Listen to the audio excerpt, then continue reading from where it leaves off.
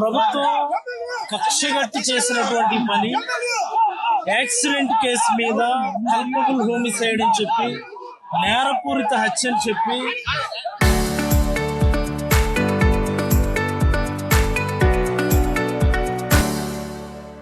ఒక కుట్ర చేసి యాక్సిడెంట్ చేశామని చెప్పి అక్రమంగా కేసులు పెట్టి నేనంటే రాజకీయాల్లో ఉన్నాను, ప్రిపేర్డ్ గానే ఉన్నాను.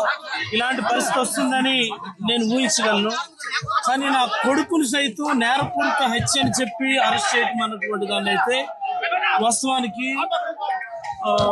ఒక రకమైనటువంటి ఆవేదన.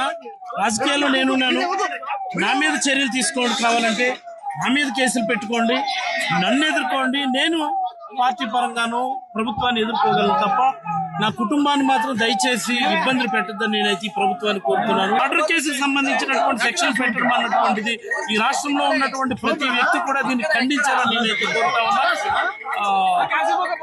ఇది ఈ ప్రభుత్వం మొదటి నుంచి కూడా ఇప్పటికి ఇది 13వ కేసు నా మీద పెట్టడం ఈ 2 ఏళ్లలో నిరంతరం వేధిస్తానే ఉంది.